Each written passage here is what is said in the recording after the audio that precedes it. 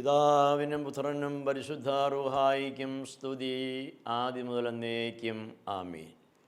സാലോം T വിയുടെ പ്രേക്ഷകരായിരിക്കുന്ന ഏവർക്കും നമ്മുടെ കർത്താവും ദൈവവും രക്ഷിതാവുമാകുന്ന യേശു ക്രിസ്തുവിൻ്റെ നിസ്തുല്യമായ നാമത്തിൽ സ്നേഹവന്ദനം. കർത്താവിൽ അനുഗ്രഹിക്കപ്പെട്ട ദൈവജനമേ, ഈ സമയത്തെ ധ്യാന ചിന്തയ്ക്കായിട്ട് രാജാക്കന്മാരുടെ 1-ാം പുസ്തകം 17-ാം അധ്യായം അതിൻ്റെ 10-ാമത്തെ തിരുവചനത്തെ അടിസ്ഥാനമാക്കി ചില ചിന്തകൾ പങ്കിടാമെന്ന് ആഗ്രഹിക്കുകയാണ്. ആഹാബ് രാജാവിൻ്റെ ഭരണകാലം ഏലിയാവ് ദീർഘദർശിയായി ദൈവജനത്തിന് ദൈവിക സന്ദേശങ്ങളെ കൊടുത്തുകൊണ്ടിരിക്കുന്ന ഒരു കാലം. രാജ്യം തിന്മയിലും അശുദ്ധിയിലുമായി തീർന്നത് മുഖാന്തരം ഏലിയാവിലൂടെ ദൈവം മഞ്ഞും മഴയും നിരോധിച്ചിരിക്കുന്ന ഒരു കാലഘട്ടം. യഹോവയുടെ കൽപ്പന പ്രവാചകന് ലഭിക്കുന്നു. യഹോവ പറയുന്നത്, യോർദാന് കിഴക്കുള്ള കെരീത്ത് തോട്ടിനരികെ നീ ചെന്ന് ഒളിച്ചിരിക്കുക, അവിടെ നിന്നെ പോറ്റുന്നതിന് ഉള്ള ക്രമീകരണങ്ങളൊക്കെയും ഞാൻ ചെയ്തിട്ടുണ്ട് എന്ന് ഏലിയാവിനെ ദൈവം അറിയിക്കുന്നു. ദൈവം ചെയ്ത ക്രമീകരണമാകട്ടെ കാക്കയെ കൊണ്ട് അപ്പം കൊടുത്ത് പോറ്റുന്നതായിരിക്കുന്ന ഒരു വലിയ അത്ഭുതമാണ്. ആ കാലഘട്ടത്തിൽ ഏലിയാവിനെ പരിപാലിക്കുവാൻ തക്കവണ്ണം ദൈവം ഒരുക്കിയത്. കെരീത്ത് തോട്ടിലെ വെള്ളം കുടിച്ച് കാക്ക കൊടുക്കുന്ന അപ്പവും ഭക്ഷിച്ചുകൊണ്ട് കുറേ കാലം അവിടെ കഴിയുന്നു. കഠിനമായ വേനൽ, ആ നദി വറ്റുന്നു. അവിടെ ജീവിക്കുവാൻ പറ്റാത്ത സാഹചര്യങ്ങളുണ്ടായി. വീണ്ടും യഹോവയുടെ അരുൾപ്പാട് പ്രവാചകന് ലഭിക്കുന്നു, നീ ഇവിടെ നിന്ന് പുറപ്പെട്ട് സാരാഫത്തിലേക്ക് പോവുക, അവിടെ നിന്നെ പുലർത്തുന്നതിന് ഒരു വിധവയെ ഞാൻ ക്രമീകരിച്ചിട്ടുണ്ട് എന്നത്രേ യഹോവ പറയുന്നത്. യഹോവ തൻ്റെ പ്രവാചകനെ തെരഞ്ഞെടുത്തിരിക്കുന്നത് തന്നിൽ നിന്ന്, ദൈവികമായ പാതയിൽ നിന്ന് തെറ്റിപ്പോയിരിക്കുന്ന രാജാവിനെയും പ്രജകളെയും ദൈവികമായിരിക്കുന്ന പാതയിലേക്ക് കൊണ്ടുവരുവാനുള്ളതായ ഒരു നടപടിയാണ് എന്ന് നമുക്ക് കാണുവാൻ സാധിക്കും. ഇങ്ങനെ ദൈവം കൽപ്പിച്ചതനുസരിച്ച് ഏലിയ പ്രവാചകൻ എഴുന്നേറ്റ് സാരാഫാത്തിലേക്ക് ചെന്നു. അവിടെ ചെന്ന് ദൈവം കൽപ്പിച്ചതുപോലെ പട്ടണത്തിൻ്റെ വാതിക്കൽ വച്ച് ഒരു വിധവ വിറക് പെറുക്കിക്കൊണ്ടിരിക്കുന്നത്. പ്രവാചകൻ പറയുന്നത്, നീ എനിക്ക് ഒരു പാത്രത്തിൽ അല്പം വെള്ളം കുടിക്കുവാനായിട്ട് കൊണ്ടുവന്ന് തരുമോ? ആ ചോദ്യം കേവലം വിറക് പറക്കി ആ സന്ധ്യയിലെ അപ്പം ഭക്ഷിച്ച് താനും ഏകനായ മകനും കൂടെ മരിക്കുവാനായി ഒരുങ്ങിയിരിക്കുന്ന വിധവയായ ഒരു സ്ത്രീ, രാജ്യത്ത് ദാരിദ്ര്യം അതികഠിനമായിരിക്കുകയാണ്, മഴ പെയ്യാത്ത 3 സംവത്സരങ്ങൾ കഴിഞ്ഞിരിക്കുന്നു. ഇങ്ങനെയുള്ളതായിരിക്കുന്ന സാഹചര്യത്തിൽ ഏതോ ഒരു വഴിയാത്രക്കാരൻ കടന്നു വന്ന് ചോദിക്കുകയാണ്, എനിക്ക് കുടിപ്പാനൊരു പാത്രം വെള്ളം തരുമോ എന്ന്. അവൾ വെള്ളമെടുക്കുവാനായിട്ട് പോകുമ്പോൾ പ്രവാചകൻ വീണ്ടും പറയുന്നു, ഒരപ്പവും കൂടെ എന്ന്. നാം ചിന്തിക്കുന്നത് കുടിപ്പാൻ അല്പം വെള്ളം തരുമോ എന്ന ചോദ്യമാണ്. കുടിക്കുവാൻ വെള്ളം തരുമോ എന്ന് ചോദിച്ചത് വിധവയായ സ്ത്രീയാണ്. പ്രവാചകന് ആ ദേശത്ത് സാരാഫാത്തിൽ പുലർത്തുവാൻ തക്കവണ്ണം ദൈവം വേർതിരിച്ച് നിർത്തിയിരിക്കുന്ന ഒരു മകളാണ്. പക്ഷേ പ്രവാചകനാകട്ടെ മകളാകട്ടെ ആരും ദൈവിക പദ്ധതിയെ വേണ്ടതുപോലെ ഗ്രഹിച്ചില്ല. അപ്പം കൂടെ തരുമോ എന്ന് ചോദിക്കുമ്പോൾ വിധവയായ ആ സ്ത്രീ പ്രതികരിക്കുന്നത് ശ്രദ്ധിക്കുക. എൻ്റെ വീട്ടിൽ അല്പം മാവ് മാത്രമേ ഉള്ളൂ. ഈ വിറക് പറക്കിക്കൊണ്ടുപോയി അപ്പം ചുട്ട് ഞാനും എൻ്റെ മകനും കൂടെ ഈ സന്ധ്യയിൽ മരിക്കുവാൻ തക്കവണ്ണം ഞങ്ങൾ ഒരുങ്ങിയിരിക്കുകയാണ്. അവിടെ ജീവിതത്തിൻ്റെ പൂർണ്ണമായിരിക്കും തകർച്ചയിലാണ് ആ സ്ത്രീ അപ്പോൾ സംസാരിക്കുന്നത്. ഇനി മുന്നോട്ട് ജീവിക്കുവാൻ പ്രയാസമാണെന്നതായ ചിന്തയാണ് അവളിലുള്ളത്. സ്നേഹിക്കപ്പെട്ടവരെ, നമ്മുടെയും സമൂഹത്തിൽ ഇനിയും മുന്നോട്ട് പോകുവാൻ പ്രയാസമാണ് എന്ന് ചിന്തിക്കുന്ന, കാലാവസ്ഥ കൊണ്ടോ സാമ്പത്തികമായ തകർച്ചകൾ കൊണ്ടോ രോഗങ്ങൾ കൊണ്ടോ മറ്റ് പീഡനങ്ങൾ കൊണ്ടോ ജീവിതം മുന്നോട്ട് നയിക്കുവാൻ പ്രയാസമാണ് എന്ന് ചിന്തിക്കുന്ന അനവധി മക്കളുണ്ട്. ഒരുപക്ഷെ എന്നെ ഇപ്പോൾ കേൾക്കുന്ന നിങ്ങളിൽ പലരും ആവിധമായ ഒരു ഭാരം വഹിക്കുന്നവരായിരിക്കും. പക്ഷേ പ്രവാചകൻ്റെ ശബ്ദം വിധവയായ സ്ത്രീ ഉൾക്കൊള്ളുകയാണ്. ആ സന്ധ്യയുടെ അപ്പം മാത്രമേ അവൾക്ക് ഭവനത്തിൽ ഉള്ളൂ എങ്കിലും ഭവനത്തിൽ അവൾക്ക് മാത്രമായി, കുഞ്ഞിന് മാത്രമായി അല്പമായി വിശക്കടക്കുവാനുള്ളതായിരിക്കുന്ന അപ്പം മാത്രമായിരിക്കും. അത് വഴിയാത്രക്കാരനായി വന്ന് തന്നോട് ചോദിക്കുന്ന വ്യക്തിക്ക് കൊടുക്കുവാനുള്ള ഒരു മനോഭാവമാണ് ഈ സ്ത്രീയിൽ നമ്മൾ കാണുന്നത്. പലപ്പോഴും നമ്മുടെ ഇല്ലായ്മയിൽ നിന്നല്ല നാം മറ്റുള്ളവരെ സഹായിക്കുവാൻ തയ്യാറാവും. നമ്മുടെ സമൃദ്ധിയുടെ അങ്ങ് ഉന്നതമായിരിക്കുന്ന അവസ്ഥയിൽ നിന്നൊരല്പം മാത്രമാണ് നാം എടുത്ത് മറ്റുള്ളവർക്ക് കൊടുക്കുവാൻ തയ്യാറാകുകയുള്ളൂ. ഇവിടെ ശ്രദ്ധിക്കുക, തൻ്റെ ജീവിതത്തിൽ ആ ഒരു നേരത്തേക്ക് മാത്രം അഷ്ടിക്കുള്ള വക കയ്യിലുള്ളപ്പോൾ അത് ഭക്ഷിച്ച് മരിക്കുവാൻ ഒരു രീതിയിൽ പറഞ്ഞാൽ ആ ഭക്ഷണത്തോടുകൂടെ ആത്മഹത്യ ചെയ്യുവാൻ തക്കവണ്ണം ഒരുങ്ങിയിരിക്കുന്ന മനോഭാവത്തിലുള്ളതായ ഒരു വ്യക്തിയും മകനും, അതെ, അവർക്കുള്ളത് വഴിയാത്രക്കാരനായി യാചിക്കുന്നവൻ എടുത്തു കൊടുക്കുന്നതായ ഒരു സന്ദർഭമാണ്. മനുഷ്യൻ ദൈവം അവന് നൽകിയിട്ടുള്ളതായിരിക്കുന്ന സമ്പാദ്യങ്ങളിൽ നിന്ന്, അവൻ്റെ ഇല്ലായ്മയിൽ നിന്ന്, അവൻ്റെ പ്രതികൂലങ്ങളിൽ നിന്നും പ്രയാസങ്ങളിൽ നിന്നും മറ്റുള്ളവരെ സഹായിക്കുവാൻ കടപ്പെട്ടവരാണ്. ദൈവാലയത്തിൽ വഴിപാടിടുന്നവരെ നോക്കിക്കൊണ്ട് കർത്താവ് പറഞ്ഞു, ഒരു ചില്ലിക്കാശ് മാത്രം വഴിപാട് വിധവയായ ഒരു സ്ത്രീ, മറ്റ് സമ്പന്നരായ ആളുകൾ വലിയ വലിയ തുകകളെ ഭണ്ഡാരത്തിൽ നിക്ഷേപിക്കുമ്പോൾ ഒരു കാശ് മാത്രം നിക്ഷേപിച്ചതായ ആ സ്ത്രീ സമർപ്പിച്ചതാണ് ഏറ്റവും വലിയ കാണിക്കയെന്ന് കർത്താവ് പറയുന്നത് നാം ഇവിടെ ഓർത്തു പോകും. അതുകൊണ്ട് നമ്മുടെ ഇല്ലായ്മയിലും പ്രയാസങ്ങളിലും മറ്റുള്ളവരെ കരുതുന്നതാണ് യഥാർത്ഥമായ ക്രിസ്തീയ സ്നേഹമെന്ന് പറയുന്നത്. ദൈവികമായിരിക്കുന്ന വഴിയത എല്ലാം ഭക്ഷിച്ച് പാനം ചെയ്ത് തൃപ്തി അടഞ്ഞതിന് ശേഷം ബാക്കിയുണ്ടെങ്കിൽ വല്ലവർക്കും എടുത്ത് കൊടുക്കുന്നത് ഹീനമായ ഒരു പ്രവൃത്തിയാണ് എന്ന് നമ്മൾ തിരിച്ചറിയണം.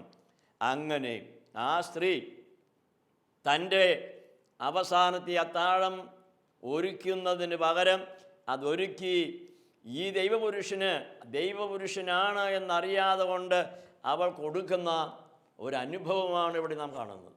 അതിൻ്റെ ഫലമായി പ്രവാചകൻ പറഞ്ഞതുപോലെ ക്ഷാമകാലത്ത് ക്ഷേമമായി ഈ വിധവയെയും മകനെയും കൂടെ പ്രവാചകനെയും പോറ്റുവാൻ തക്കവണ്ണം ഈ വിധവയുടെ ഭവനത്തിൽ ഒരു കലത്തിൽ അല്പം മാത്രം മാവിലൂടെ ദൈവം തൻ്റെ ശക്തി പകരുകയാണ്.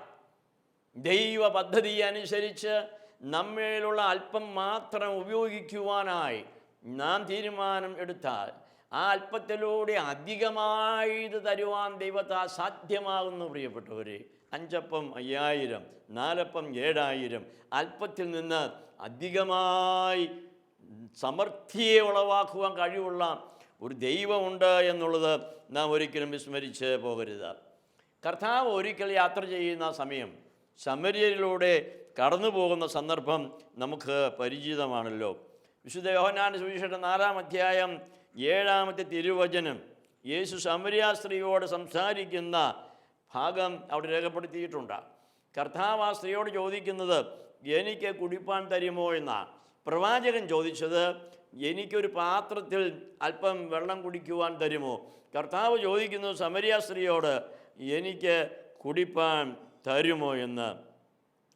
യേശു അവളോട്, ഈ വെള്ളം കുടിക്കുന്നവനൊക്കെയും ദാഹിക്കുമെന്ന് ഓർപ്പിക്കുന്നു. കാരണം അവൾ ധരിച്ചത് ഈ കിണറ്റിൽ നിന്നുള്ളതായി, ആഴമുള്ള കിണറ്റിൽ നിന്നുള്ളതായ വെള്ളം കോരിയെടുത്ത് കൊടുക്കുന്ന ഒരു ഒരു ഒരു ഒരു കാര്യമാണ് കർത്താവ് ഇവിടെ പറയുന്ന ചിന്തയാണ് അവൾ ഭരിക്കുന്നത്. അതുകൊണ്ട് ആ ചിന്തയെ തിരുത്തിക്കൊണ്ട് കർത്താവ് പറയുകയാണ്, ഈ വെള്ളം നീ കോരി കുടിക്കുന്ന കിണറ്റിലെ വെള്ളം കോരി കോരി കോരി കുടിച്ചാലും നിൻ്റെ ദാഹം തീരുവാൻ പോകുന്നില്ല. വീണ്ടും വീണ്ടും ദാഹിച്ചുകൊണ്ടിരിക്കും, വീണ്ടും വീണ്ടും കോരിക്കൊണ്ടിരിക്കേണ്ടതായിട്ട് വരും. എന്നാൽ ഞാൻ നൽകുന്ന ജലം പാനം ചെയ്യുന്നവന് ഒരിക്കലും ദാഹിക്കുകയില്ല എന്ന് തീർത്തു പറയുന്ന ഒരു സന്ദർഭമാണ്.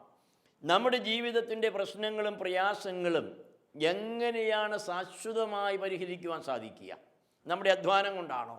നമ്മൾ കഠിനമായ പ്രയത്നം ചെയ്ത് ഉപജീവിക്കുന്നുകൊണ്ടാണോ? 127 സങ്കീർത്തനം പറയുന്നു, യഹോവ കാക്കുന്നില്ല എങ്കിൽ, യഹോവ പണിയുന്നില്ല എങ്കിൽ പ്രയത്നമെല്ലാം നിഷ്ഫലമായി തീരും. എന്നാൽ തൻ്റെ ദാസന് അവൻ ഉറക്കത്തെ കൊടുക്കുന്നു എന്ന് തിരുവചനം സാക്ഷിക്കുന്നു. മലയാളം വേദപുസ്തകത്തിൽ തൻ്റെ ദാസന് ഉറക്കത്തിൽ കൊടുക്കുന്നു എന്നാണ് എഴുതിയിരിക്കുന്നത്, തർജ്ജമ ചെയ്തിരിക്കുന്നത്. തെറ്റായിരിക്കുന്ന തർജ്ജമ ഭാഗമാണ്. അവിടെ ശരിയായി രേഖപ്പെടുത്തിയിരിക്കുന്ന മൂലഭാഷയിൽ തൻ്റെ ദാസന് അവൻ ഉറക്കത്തെ കൊടുക്കുന്നു, സ്വസ്ഥത കൊടുക്കുന്നു, സമാധാനത്തെ കൊടുക്കുന്നു, സമൃദ്ധിയെ കൊടുക്കുന്നു, സകലവും കൊടുക്കുന്നു. അങ്ങനെ സുഖമായി ഉറങ്ങുവാൻ തക്കവണ്ണം ആകുലമായ ചിന്തകളെല്ലാം മാറ്റിവെച്ചിട്ട് കഷ്ടതകളും പ്രയാസങ്ങളും ദുഃഖങ്ങളും വേദനകളുമാകുന്ന ആ സഹനങ്ങളെ സ്വയം സഹിച്ചുകൊണ്ടും അതിനെ ഏറ്റെടുത്തുകൊണ്ടും സുഖമായി ഒന്ന് ഉറങ്ങുവാൻ കഴിയുന്നത് അത്രേ ദൈവം നമുക്ക് നൽകുന്ന നല്ല ദാനമെന്ന് പറയുന്നത്. ഞാൻ നൽകുന്ന വെള്ളം കുടിച്ചാൽ പിന്നെ ഒരിക്കലും ദാഹിക്കുകയില്ല. ഇപ്പോൾ അവൾക്ക് സന്തോഷമായി, എന്നാൽ പിന്നെ എളുപ്പമായല്ലോ.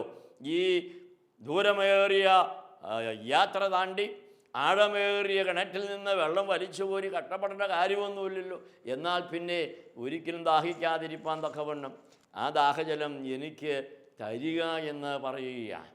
അപ്പോൾ ആ കർത്താവ് കാര്യങ്ങളെക്കുറിച്ചുകൊണ്ട് വ്യക്തമാക്കുന്നു. ഈ സംഭവം എല്ലാവർക്കും സുപരിചിതമായതുകൊണ്ട് ഞാനത് വിവരിച്ച് സമയം കളയുവാനായിട്ട് ആഗ്രഹിക്കുന്നില്ല. സ്നേഹിക്കപ്പെട്ടവരെ, കർത്താവ് നൽകുന്ന ജലം, പ്രവാചകൻ ആവശ്യപ്പെട്ട ജലം, അവൻ്റെ ജീവൻ്റെ നിലനിൽപ്പിൻ്റെ ആധാരമായ ജലമായിരുന്നു. യേശു നൽകാമെന്ന് പറയുന്ന ജലം നമ്മുടെ ആത്മജീവൻ, നിത്യജീവൻ്റെ നിലനിൽപ്പിൻ്റെ ജലമാണ് എന്ന് നാം തിരിച്ചറിയണം.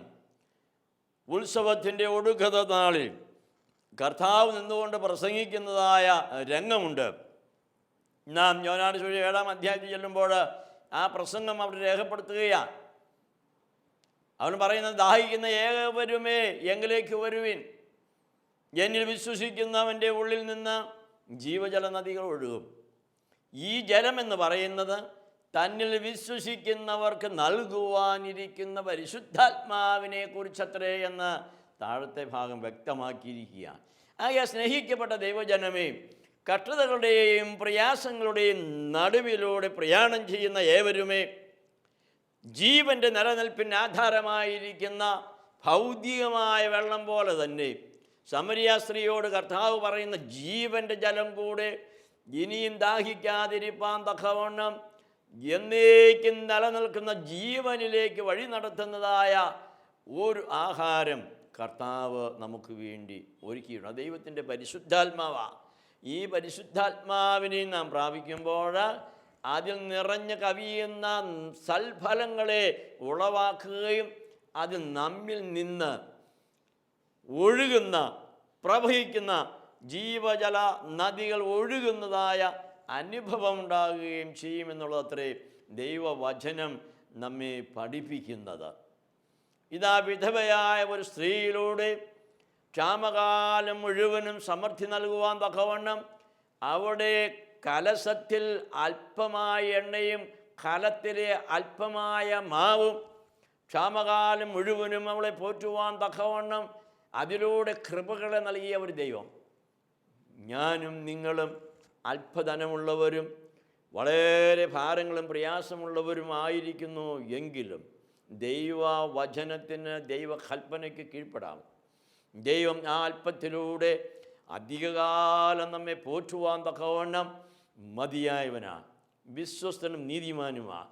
പക്ഷേ ഒന്ന് ചെയ്യണം, പ്രവാചകൻ്റെ ശബ്ദം കേട്ടിട്ട് തൻ്റെ ഇല്ലായ്മയിൽ പോലും ഇനിയും മുമ്പോട്ട് ജീവിക്കുവാൻ സാധ്യമല്ല എന്ന് ചിന്തിച്ചിരിക്കുന്ന സാഹചര്യത്തിൽ പോലും ഉള്ളതെടുത്ത് ദാനം ചെയ്യുവാനുള്ളതായ നല്ല മനസ്സ് നമുക്കും ഉണ്ടാകട്ടെ.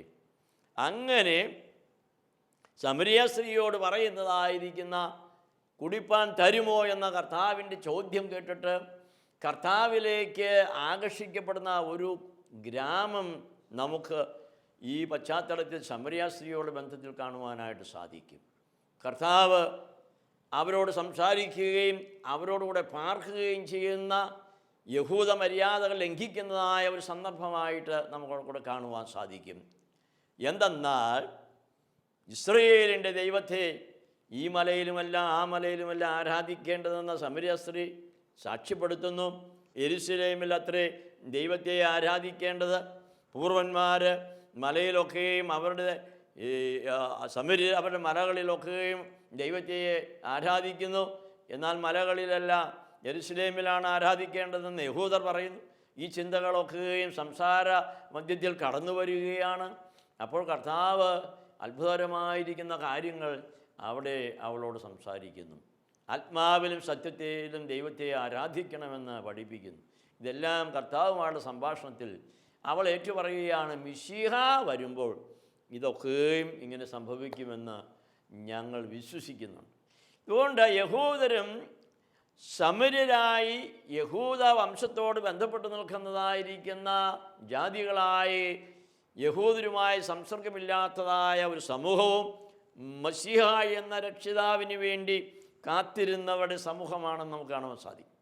അങ്ങനെ കാത്തിരുന്ന ഈ സമൂഹം, അതേ മിശിഹ വരുമെന്ന് വിശ്വസിച്ച സമൂഹം ഈ സ്ത്രീയിലൂടെ ഏറ്റുപറയുകയാണ്, മിശിഹ വരുമ്പോൾ ഇതൊക്കെയും നടക്കുമെന്ന് അറിയാം. കാരണം അവരുടെ ജീവിതത്തിൻ്റെ രഹസ്യങ്ങളിലേക്ക് കർത്താവ് വിരൽ ചൂണ്ടുകയാണ്. അപ്പോൾ മിശിഹായിലൂടെയുള്ളതായിരിക്കുന്ന ചില അത്ഭുതങ്ങൾ ഇവിടെയും സംഭവിക്കുന്ന പോലെ അവൾ സാക്ഷ്യപ്പെടുത്തുകയാണ്. ഇവിടെ നാം ശ്രദ്ധിക്കുമ്പോൾ ഒരു കാര്യം വളരെ വ്യക്തമാണ്. ഈ സമരിയ സ്ത്രീയോട് വളരെ വ്യക്തമായി നമ്മുടെ കർത്താവ് അരുളി ചെയ്ത വചനമുണ്ട്. നിന്നോട് സംസാരിക്കുന്ന ഈ ഞാൻ തന്നെയാണ് മശിഹ. വേദപുസ്തകം നമ്മൾ പഠിക്കുമ്പോൾ താൻ മശിഹയാണ് എന്ന് ആദ്യം വെളിപ്പെടുത്തുന്നത് അന്യജാതിയിൽ സ്ത്രീക്കാണെന്നുള്ളത് കാണുവാൻ സാധിക്കും. താനാണ് മശിഹ എന്ന സത്യം ഇവൾക്ക് ബോധ്യപ്പെടുവാൻ തക്കവണ്ണം പറഞ്ഞു കൊടുക്കുക മാത്രമല്ല, അവരോടുകൂടെ സഹവസിക്കുകയും മിശിഹായെക്കുറിച്ച് അവർക്ക് സത്യങ്ങളെ വെളിപ്പെടുത്തുകയും ചെയ്യും. അങ്ങനെ ആ ജനം പറയുന്നത്, ഇനി നിൻ്റെ വാക്കുകൊണ്ടല്ല, ഇവൻ മിശിഹ ആകുന്നു എന്നുള്ളത് ഞങ്ങൾ കണ്ട് ബോധ്യപ്പെട്ടിരിക്കുന്നു എന്ന് അവിടെ ആ ഒരു ഗ്രാമം മുഴുവനും സാക്ഷ്യപ്പെടുത്തുന്നതായ രംഗം നമുക്ക് കാണുവാനായിട്ട് സാധിക്കും. സ്നേഹിക്കപ്പെട്ട ദൈവജനമേ, എനിക്ക് കുടിപ്പാൻ തരുമോ എന്ന പ്രവാചകൻ്റെ ചോദ്യം, എനിക്ക് കുടിപ്പാൻ വെള്ളം തരുമോ എന്ന യേശുവിൻ്റെ ചോദ്യം, ഇത് നമ്മുടെയും ജീവിതത്തോടുള്ള ചോദ്യമാണ്. കർത്താവിന് കുടിപ്പാൻ നൽകുന്നത് എന്താണ്? കർത്താവിൻ്റെ നാമത്തിനു വേണ്ടി നാം ചെയ്യുന്നതൊക്കെയും കർത്താവിന് നൽകുന്ന ദാഹ ജലം തന്നെയാണ് എന്ന് നമുക്ക് കാണുവാനായിട്ട് സാധിക്കും. കർത്താവിൽ ആശ്രയിക്കുന്ന മക്കൾക്ക് അവൻ തന്നെ തന്നെ വെളിപ്പെടും. ഇന്ന് അനേകരും ദൈവത്തെ സംശയിക്കുന്ന മനോഭാവമുള്ളവരാണ്. ക്രിസ്തു തന്നെ ദൈവം എന്ന് പറയുവാൻ മടിക്കുന്ന പല വിശ്വാസ സമൂഹങ്ങളും ഇന്ന് നിലനിൽക്കുന്നുണ്ട്. പക്ഷേ അങ്ങനെയുള്ളവരോടൊക്കെയും ഓർപ്പിക്കുവാനായിട്ടുള്ളത്, കർത്താവ് സ്വയം വെളിപ്പെടുത്തുവാൻ തക്കവണ്ണം നാം നമ്മെ തന്നെ അവൻ്റെ സന്നിധിയിൽ ഏറ്റുപറഞ്ഞ് സ്വീകരിക്കേണ്ടതായ ആവശ്യമുണ്ട്. അങ്ങനെ സ്വീകരിക്കുന്നവർക്ക് ഈ ദൈവമക്കൾ, പ്രവാചകൻ, ദൈവ ശുശ്രൂഷ ചെയ്യുന്നവർ, അവരെ സ്വീകരിക്കുന്നത് മുഖാന്തരം ലഭിക്കുന്നതായ അനുഭവങ്ങളുണ്ട്. ആ അനുഭവങ്ങൾ നാം തിരിച്ചറിയണം.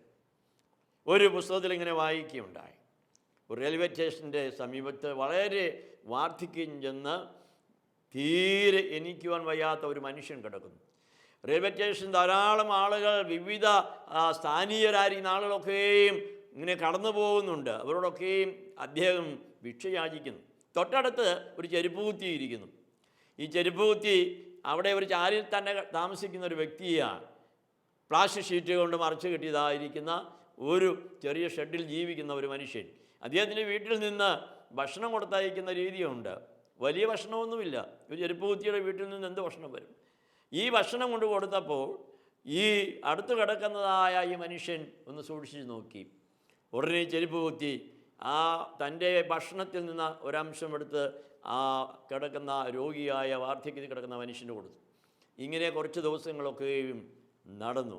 അവസാനം ഈ വ്യക്തിയുടെ ചെരുപ്പ് കുത്തിയുടെ ഭക്ഷണത്തിൻ്റെ ഒരു ഭാഗം കഴിച്ച് അദ്ദേഹം കുറച്ചു കാലം ജീവിച്ചപ്പോൾ ഈ മനുഷ്യൻ അവിടുന്ന് മെല്ലെ എഴുന്നേറ്റ് ചെരുപ്പ് കുത്തിയെയും കൂട്ടി ചെരുപ്പ് കുത്തിയുടെ വീട്ടിൽ ചെന്നു. ചെരുപ്പ് കുത്തിയുടെ ഭാര്യയെയും മക്കളെയും കൂടെ കൂട്ടിക്കൊണ്ട് മെല്ലെ മുമ്പോട്ട് നടക്കുവാൻ തുടങ്ങി. അല്പം കഴിഞ്ഞപ്പോൾ ഒരു കാറ് വാടകയ്ക്കെടുത്തു. ആ കാറിൽ കയറി അവർ യാത്ര ചെയ്തു. അതിമനോഹരമായ ഒരു കൊട്ടാര സമാനമായ ഭവനത്തിലേക്ക് കടന്നു ചെല്ലുകയാണ്. ചെരുപ്പ് കുത്തിയുണ്ട്, ഭാര്യയുണ്ട്, മക്കളുമുണ്ട്. അവർ അവിടെ ചെല്ലുമ്പോൾ ഈ വീട് ഒരു കാവൽക്കാരൻ അടച്ചുപൂട്ടി കാവലിരിക്കുന്ന കാഴ്ചയാണ്. അവസാനം ഈ വഴിയിൽ കിടന്നതായിരിക്കുന്ന ഭിക്ഷയാചിക്കുന്നതായ മനുഷ്യൻ തൻ്റെ പാക്കറ്റിൽ നിന്ന് താക്കോലെടുത്ത് പ്രധാന വാതിൽ തുറന്ന് അകത്ത് പ്രവേശിച്ചു. ഇവരെയും അകത്തോട്ട് പ്രവേശിച്ചു. അവരെയെല്ലാം കുളിപ്പിച്ച് വസ്ത്രം മാറ്റി നല്ല ഭക്ഷണം കൊടുത്ത് അവിടെ അവരെ താമസിക്കുവാൻ ഏൽപ്പിച്ചുകൊണ്ട് ആ മനുഷ്യൻ പറയുകയാണ്, ഞാൻ സമ്പന്നനാ, കോടീശ്വരനാ. ഈ സ്വത്തിനു വേണ്ടി അനേക ആളുകൾ എന്നെ വഞ്ചിക്കുവാനും എന്നെ സ്വാധീനിക്കുവാനും ശ്രമിച്ചു. പക്ഷേ യഥാർത്ഥ സ്നേഹമുള്ള ഒരു വ്യക്തിക്ക് ഇത് കൊടുക്കുവാൻ ഞാൻ തീരുമാനിച്ചു. അതുകൊണ്ടാണ് ഞാൻ വേഷം കെട്ടി ഇങ്ങനെ ഭിക്ഷക്കാരനായി വന്നത്. ആ സ്നേഹം നിന്നിൽ ഞാൻ കണ്ടെത്തി. ആ സ്വത്തിൻ്റെ അവകാശിയായി ആ മനുഷ്യനെ ഏൽപ്പിക്കുകയാണ്. വഴിയിൽ കിടക്കുന്ന ഒരുത്തൻ അവൻ സമ്പന്നനായിരുന്നു എന്നറിയാതെ കൊണ്ട് അവൻ്റെ ദാരിദ്ര്യത്തിൽ ആ ചെരുപ്പ് കുത്തി അവൻ്റെ ഇല്ലായ്മയിൽ നിന്ന് അവനുമായി പങ്കുവയ്ക്കുമ്പോൾ അത് വലിയ നിക്ഷേപമായി മാറ്റുന്ന കൃപയുണ്ട് എന്ന് തിരിച്ചറിയുക. അത് തിരിച്ചറിഞ്ഞുകൊണ്ട് നാം ജീവിക്കുന്ന സാഹചര്യങ്ങളിൽ ദൈവനാമം മഹത്വപ്പെടുവാൻ തക്കവണ്ണം ദൈവം എന്നെയും നിങ്ങളെയും അല്പമായി അധികമായി ഏൽപ്പിച്ചിരിക്കുന്ന നല്ല താലന്തുകളൊക്കെയും വ്യാപാരം ചെയ്ത് ജീവിപ്പാൻ, ദൈവനാമം മഹത്വപ്പെടുവാൻ നമുക്ക് നമ്മെ തന്നെ താഴ്ത്തി സമർപ്പിക്കാം. ദൈവകൃപ നാം എല്ലാവരുടെ മേലും ഇന്നും എന്നേക്കും ഉണ്ടായിരിക്കുമാറാകട്ടെ.